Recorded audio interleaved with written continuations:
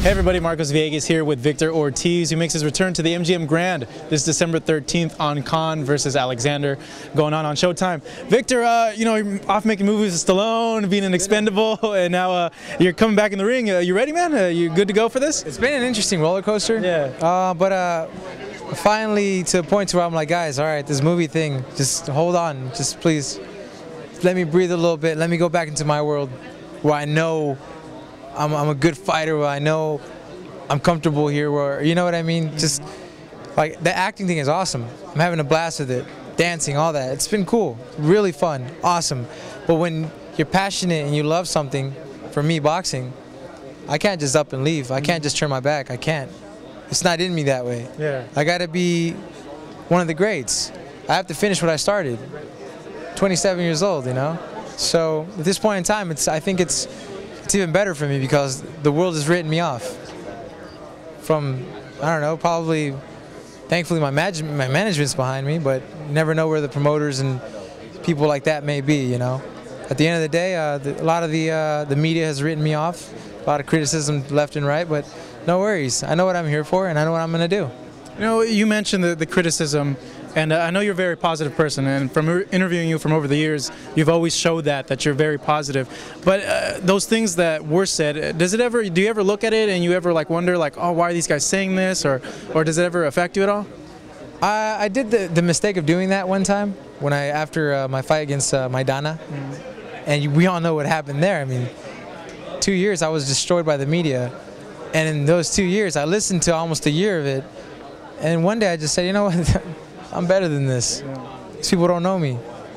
Perfect. So from that point forward, I learned to never really acknowledge them, you know? People talk so bad about me, but at the same time, I just kind of smile because you're talking about me.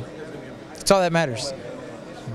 Good or bad, you're still talking about me. My name's still coming out of your mouth. So you must not hate me that much, you know? So I don't know. I work hard, though. You know, that's what I'm hearing from Joel. I know you made a change over there to Indio. Talk to me about when you met with Joel, because I read a story about he had a meeting with you to see if, you know, you really wanted to continue fighting. And I know Joel is really blunt, really honest. So talk to me about that meeting and the things he told you. Oh, it's funny because I had talked about meeting up with him, and I never told him an exact date or anything. One day I just said, you know what, after the Collazo fight, I just sat in bed and just looking up, and I just packed my bags and boxing gear, and I just went to Indio. I got to his gym and I go, hey coach, I was wondering if you're looking for any boxers, man. And he goes, whoa, what are you doing here? He takes off his glasses. What are you doing here? I said, just trying to see if we could work together, coach. He says, takes me into the office and he's just pretty much lectured me for a while, and do you really want to do this? Or I'm like, I'm here for a reason, man. It's not to play games, you know what I mean? But thankfully he got through to me, and just, I mean, I've never once questioned whether I want to box or not. It's just I need to find the right people, the right person, the right people to push me, you know. And I think I've done just that. And especially in the camps lately, it's been pretty awesome. I've been sparring with some of the top guys we have, big boys, strong boys, good boxers. I've been managing to pull off hurting them, and just it's been great.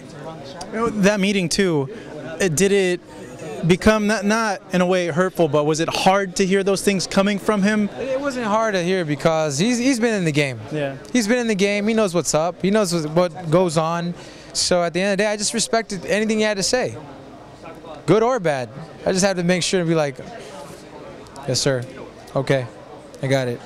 You know, but at the same time, that's the man. He knows what he's doing. He's 3-4 generations into boxing. I'm first generation, but this man is teaching me. He's like a Gracie, you know what I mean? he's teaching me, yeah, the young grasshopper, how to do some new stuff, you know? You know, when you look back at the Collazo loss, do you feel that a contributing factor may have been going in and out with movies and then boxing and not really being sure? No? No. That wasn't even the case, because I wasn't even really messing with no movies or anything. The movies are long recorded before that. I think there may have been a miscommunication between my head trainer and myself. Also, I mean, almost 2 years out of the ring, and I take on a champ right away. You know, the guy had been in the ring active. I hadn't been active for almost 2 years. Yeah. Regardless, I went in there and, hey, I took it for what it was. You know what? I got connected. Too bad. Was there any, not doubts, but were you like kind of like wondering like, okay, let's see how my jaw reacts to punches? Did you have anything like that going on through your mind at all? No, not at all. You just, hey, you landed on the button. Yeah. You remember the hooks, it was a hook for hook. Mine landed on his chest, he's landed on the button. I think if it would have been the other way around, same thing, you know, he would have went down as well, but he got the best of the night, and good for him, you know. At this point, Victor, you have a lot of revenue streams coming in. From what you're telling me, you're still passionate about boxing. So at this point in your career, is it more to prove people wrong? Is it more Absolutely to prove not. for goals? Anything I do is for me. Yeah. Am I going to be, I have to be better for myself. I just want to know that I know deep inside that I can be champ again, that I will be one of the greats. I don't care what anybody has to say, it's what I want. Mm-hmm. You know, at the end of the day, it all comes down to me. People are telling me, oh, you don't have to box. You know, I know that very well. I have to box in my life if I want to. I have movies, I have this, I have that, money, whatever, but I don't, no. I'm going to be one of the great of all time. It's a must. I'm here, might as well do it, you know? Victor, thank you very much. Can't wait to see you back in the ring. Absolutely. I know it's a long time coming. Victor Ortiz makes his return at the MGM December 13th on this Showtime card with Amir Khan versus Devin Alexander.